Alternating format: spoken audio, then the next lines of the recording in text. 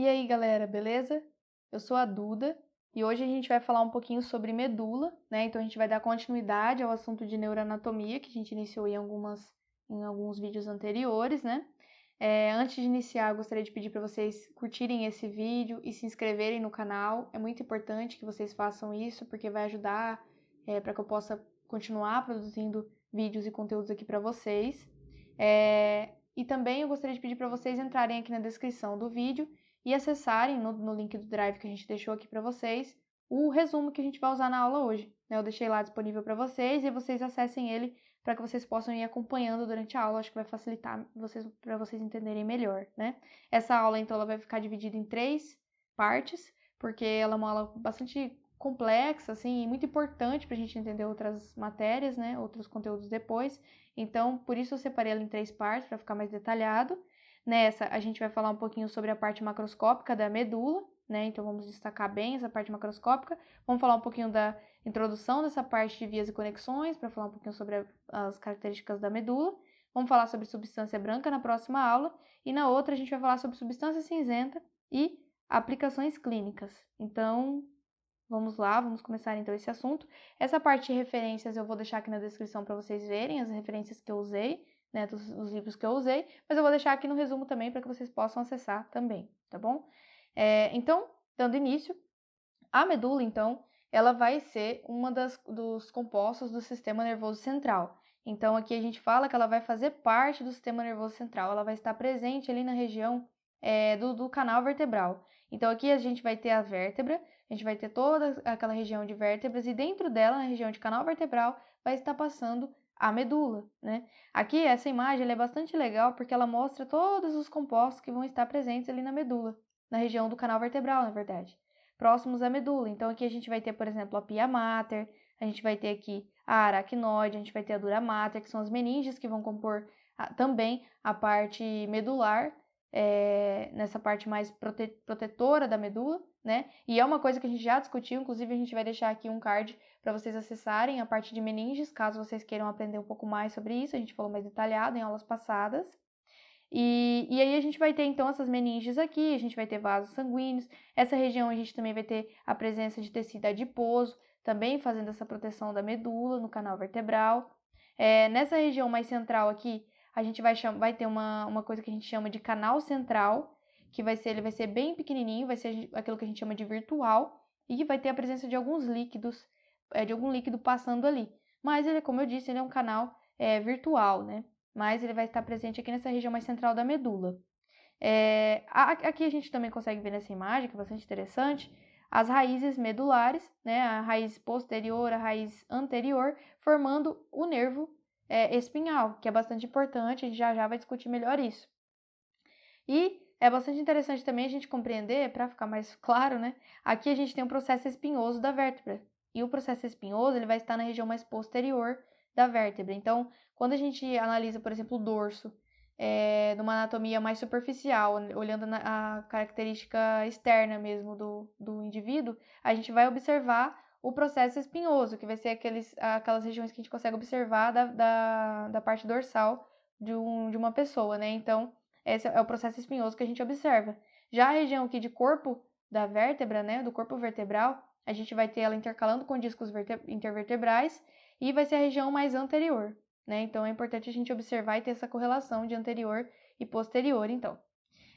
Uma análise mais do início e fim, né? De onde começa e onde termina a medula, a gente vai ter que o início dela vai ser na região do forame magno, né? O forame magno ele vai ser um forame pertencente ali ao osso occipital, ele vai estar presente ali na região do crânio, né? Então, a gente vai ter o forame magno, a partir do forame magno a gente vai ter a formação da medula. Essa medula, ela vai seguir ali até a região do cone medular.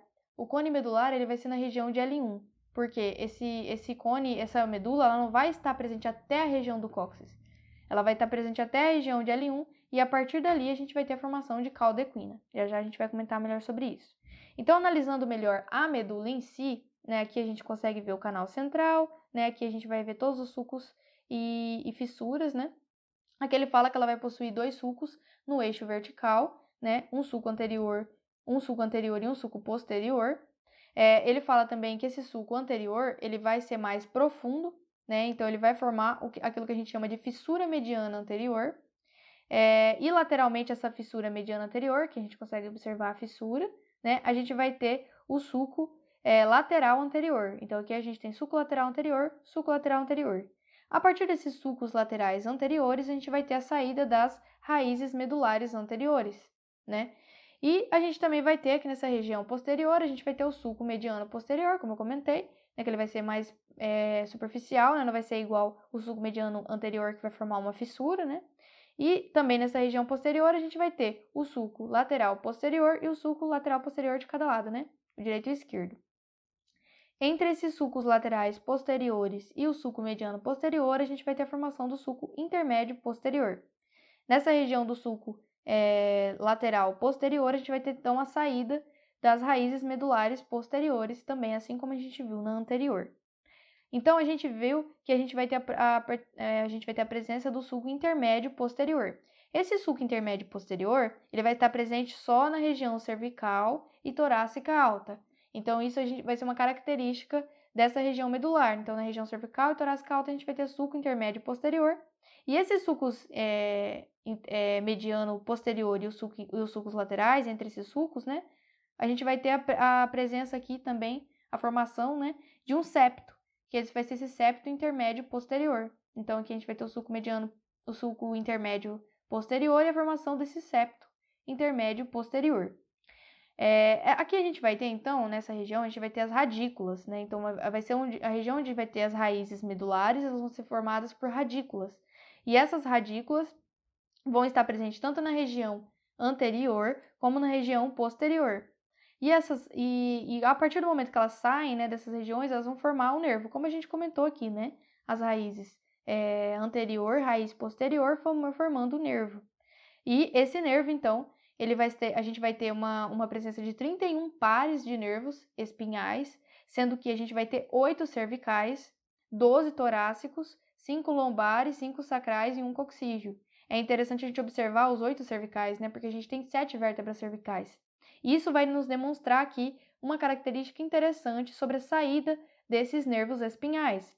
Aqui eu coloquei mais clarinho, aqui um amarelo mais clarinho e um amarelo mais escuro, a diferença da saída desses nervos. Então, aqui na região desse amarelo mais clarinho, eu até coloquei com uma legendazinha, ele vai sair acima da vértebra. Então, aqui, acima, acima, belezinha. Quando chega aqui na vértebra C7, o nervo, o ramo, né, aqui nessa região do nervo espinhal 8, a gente vai ter já ele saindo na região inferior. E a partir daí ele vai sair tudo abaixo, abaixo, abaixo, abaixo. Então, aqui a gente consegue observar que a partir de C7, a gente vai ter a saída desses nervos abaixo. O que isso vai trazer pra gente? Uma perda de correspondência. Então, assim, a gente vai ter esses nervos saindo, só que a gente não vai conseguir analisar, por exemplo, esse segmento medular é dessa vértebra, porque ele vai estar saindo vai estar formando, né, uma região aqui no final de cauda equina. Então a gente vai ter, ele vai acabar em L1, a medula, só que os nervos, né, esses nervos espinhais, eles vão continuar. Então essa região de cauda equina vai ser o final ali da medula, que vai ser esse conjunto de raízes que vai formar essa região aqui. Então, vai ter uma perda de correspondência. E como que a gente faz para analisar? A gente tem uma regra, que ela não é precisa, tipo, muito precisa para ter certeza, mas ela ajuda, né, a compreender melhor. Então, aqui a gente vai ter o processo espinhoso de C2 e T10, a gente vai adicionar 2 níveis. Então, por exemplo, a gente vai ter o T4, né, o processo espinhoso de T4, a gente vai ter a relação com o segmento medular T6, ou seja, a gente adicionou 2. Então, o segmento medular T6 vai estar ali na região do processo espinhoso de T4. Já os processos espinhosos de T11 e T12, a gente já vai estar, ele já vai estar relacionado aos 5 segmentos lombares. E quando a gente fala do processo espinhoso de L1, ele vai estar associado aos 5 segmentos sacrais. Então, isso é uma regra para que a gente compreenda melhor. Nessa imagem, a gente até vai conseguir ver, ele faz uma divisãozinha, né, da vértebra e de qual segmento vai estar saindo ali naquela região. Então, isso é muito importante da gente compreender também, né? Em casos, por exemplo, de acidente em que ocorra algum tipo de fratura, algum tipo de lesão, né, dessa região das vértebras, a gente consegue fazer uma analogia. Essa região pegou tal região de segmento medular, ou pegou um nervo espinhal, né, não estava mais na medula. Então, é bastante importante a gente entender essas características da medula dentro das vértebras, né? E a relação dela com as vértebras. Analisando, então, essa região de cone medular, só recapitulando, a gente já viu isso em meninge, mas essa região da porção terminal aqui vai ser a região que a gente chama de cone medular. Esse cone medular, ele vai acabar ali nessa região de L1, só que ele vai prosseguir ali com a pia mater, formando o ligamento, que a gente vai chamar de filamento terminal. Esse filamento terminal, ele vai se juntar com a dura mater e vai formar o ligamento da dura mater. E depois, quando ele for ligar ali na região do cóccix, ele vai formar o ligamento coccígeo. Então, isso é uma coisa que a gente já viu em meninge, mas é importante a gente destacar, porque agora fica mais claro, né, da gente compreender e entender melhor. A medula, né, outra coisa que é importante a gente lembrar é que, como a gente tem aqui que a medula ela vai acabar em L1, ela vai ter tamanhos diferentes em relação às vértebras, então ela não vai seguir até a região do cóccix, né, então o tamanho dela vai ser variável ali. Na região, no adulto, né, no sexo masculino, a gente tem uma média ali de 45 centímetros, né, para o adulto, e no sexo feminino, a gente vai ter uma média de 43 centímetros, né, na mulher. Então, existe essa variação também entre os sexos e também entre o adulto e a criança também, porque a medula ela vai ter alturas diferentes ao longo do desenvolvimento, né? Agora, falando um pouquinho sobre uma característica importante que a gente também consegue observar externamente na medula, né, são essas regiões de dilatação. A região de dilatação, a gente vai ter tanto dilatação medular lombar como dilatação medular cervical também aqui em cima, né? Elas vão estar presentes justamente porque vão ser as regiões onde vão inervar os membros, tanto os membros superiores quanto os membros inferiores. Então, aqui a gente tem a dilatação da inervação dos membros superiores e inferiores, vão ser consequência ali da existência de um maior número de neurônios. Vai ser uma região onde vai ter maior número de neurônios porque elas vão formar, posteriormente, os plexos, tanto o plexo braquial, quando se trata de dilatação cervical, quanto o plexo lombar, quanto o plexo lombosacral, quando se trata da dilatação lombar. Então, é importante a gente pensar nesses plexos e a associação deles com essa dilatação, intumescência, né, das medulas. Então, essa dilatação a gente vai associar com a inervação dos membros, tanto superiores quanto inferiores. Aqui ele vai falar um pouquinho sobre essa diferença de diâmetro, né, entre a região média, que vai ser essa região mais torácica aqui, né, onde não vai estar presente essa dilatação, e nas regiões de dilatação. Então, aqui ele vai trazer alguns números que é interessante você observar para uma forma mais comparativa, né? E por fim, então, a gente vai falar um pouquinho sobre essas vias e conexões mais de modo geral, né?